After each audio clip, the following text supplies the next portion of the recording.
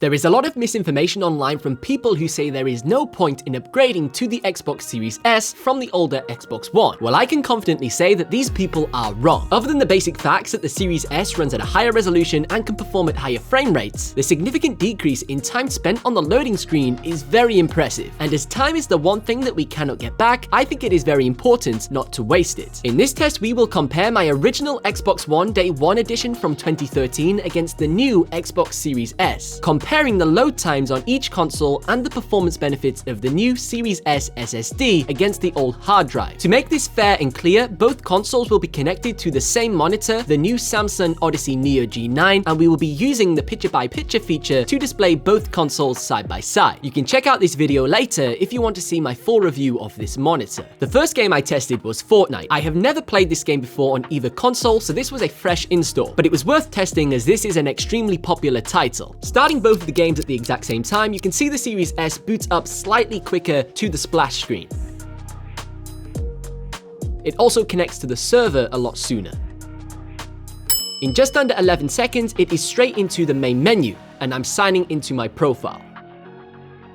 I continued to progress through the main menu on Fortnite to try and see how long it would take to get into a game compared to the old Xbox One. Unfortunately, Fortnite has so many adverts in the main menu before you actually get to a lobby. This slowed down this process and had nothing to do with the actual SSD speeds. I will fast forward this section to speed things up a little bit.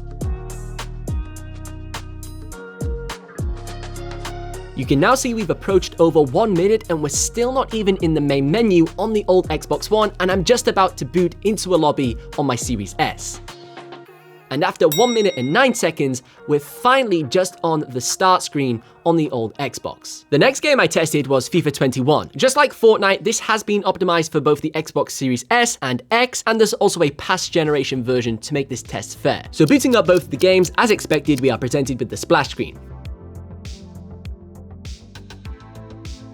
Now, to keep things fair, I decided not to skip any of the cutscenes on the boot up, such as the EA Sports it's in the game, to keep things as identical as possible.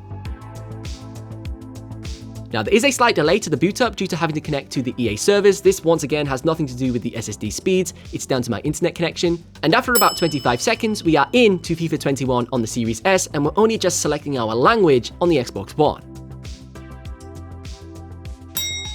Another area of interest with FIFA in particular is booting into a football match. Well, if you're used to FIFA, you'll be used to playing the mini games as your Xbox is loading in and preparing your match to keep you distracted. Well, on the Xbox Series S, these are being completely removed, and as soon as you click play match, you are booted straight into your game. Another honorable mention is Battlefield 5. Loading into a large conquest match is incredibly quick and takes a matter of seconds. And when you compare this to past generation Battlefields on the Xbox One that took a few minutes to load in a game, this is a major improvement. If you want to learn more about my thoughts on the Xbox Series S, make sure you check out my full review video over on my channel. And if you enjoyed this video, drop it a like and also consider subscribing.